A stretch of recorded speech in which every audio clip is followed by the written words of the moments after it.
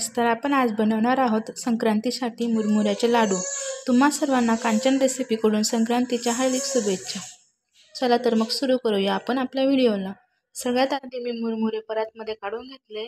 त्यानंतर आपण मुरमुरे कढईत भाजून घेऊया 5 मिनिटं, कारण की ते थंडीच्या दिवसात वातडी होऊन जातं ना, त्यासाठी.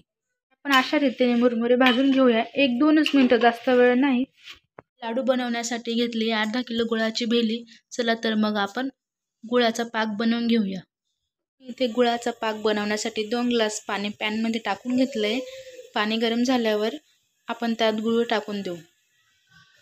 आपण आता 2 ग्लास पाण्यामध्ये गुळ टाकून घेतला आहे.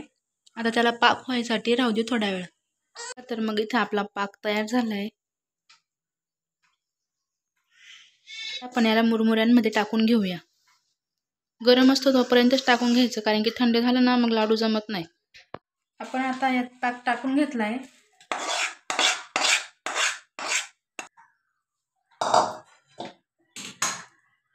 याला मस्त एकत्र कालवून घेऊ. आपण चमच्यानेच कालवायचं. बघा तर मग इथे आपण मस्त एकत्रित करून घेतलंय. आता आपण याचे लाडू बनवून घेऊया. सर्वात आधी इथे हाताला पाणी लावून घ्यायचंय. थोडं छोटासा गोळा घ्यायचा आहे.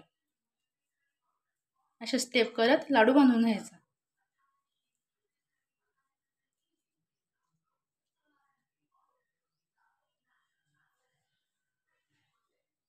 बघा तर मग आपला लाडू कसा तयार आहे. सगळे लाडू असे बांधून घ्यायचे आहेत आपल्याला. बघा तर मग इथे आपण सर्व लाडू अशा प्रकारे बांधून घेतले. व्हिडिओ आवडल्यास लाईक, कमेंट, शेअर, सबस्क्राईब आणि बेल आयकॉनवर क्लिक करायला अजिबात विसरू नका. थँक्यू.